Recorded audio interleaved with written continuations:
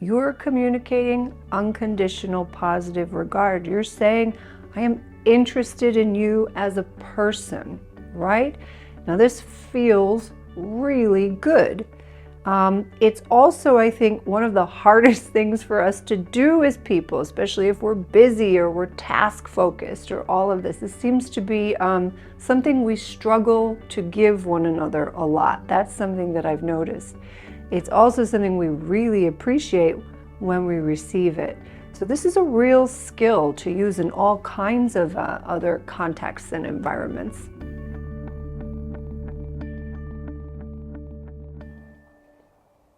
All right, back to listening. So we were thinking about open-ended questions, and that's a practical thing that can help us explore with someone a little bit more.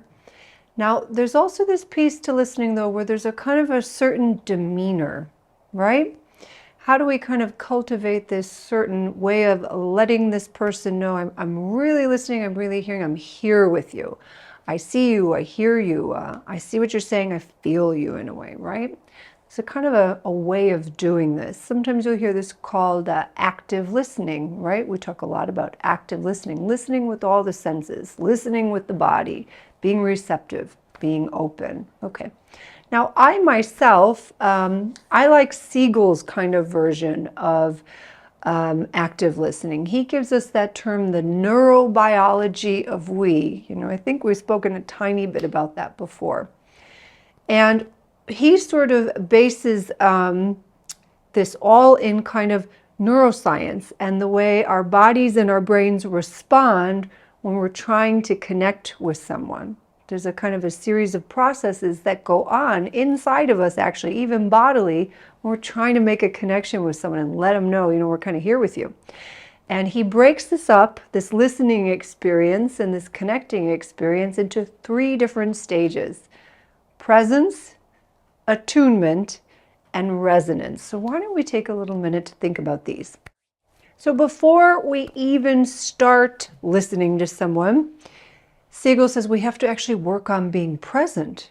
We have to sort of make this initial decision to be there in the moment and be receptive and open. We're kind of opening up here. This is actually harder than it sounds, because what we're having to do here is we're making a decision to sort of suspend any sort of certainties or expectations that we may have about how this is supposed to go, you know. We're sort of letting go of our own wants or needs to do a good job at this. That's not really coming into the picture. We're putting aside all the things that might be distracting us, right? You know, that meeting that we were in an hour ago, or our to-do list, or our grocery shopping a couple hours later, you know, things in the past, things in the future. And we're not really thinking about these. We're making a decision to be right here, right now, with this person and focused on them, right? So we're clearing the decks, focusing on the other person. And now I think in order to do something like this, we actually have to take a minute to sort of settle in before we begin. So we have to kind of get comfortable in our seat, and we have to sort of breathe a little and kind of feel the breathing as we do it. It can actually really help to focus on the breathing and feeling the exhale, right? So we're breathing in through the nose, and then we're feeling the exhale. The reason we're feeling the exhale is not just because it's fun. We're actually activating the parasympathetic nervous system when we do that. So that's that rest and digest part of the nervous system. And when we activate that, we do kind of come into more present state, more calm, more receptive, more open. Okay, so this is really important before we start slowing down, opening up. Now, once we've made that decision to deliberately slow down and open up, we're able for Siegel's next step, that attunement, right? It's really hard to attune to someone, tune in, if the mind is racing or busy, or if you're distracted. But now that we're kind of present, we can tune in.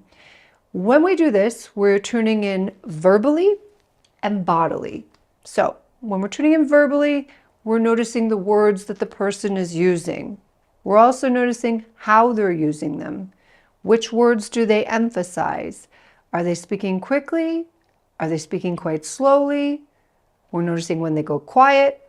We're noticing when they repeat a word or a phrase, or sometimes when they don't have words at all. We're tuning into all of that and trying to sense and feel, what does that mean, right? We're then also tuning into the body and the way that they're using their body and body language. So what are their hand gestures telling us? What is their lack of eye contact communicating? What is their intense eye contact communicating? Are they blinking quickly? What does that mean? Do they sit back and exhale at some point in their story? You know that. And what does that mean? They're doing this with their hands. And what does that mean?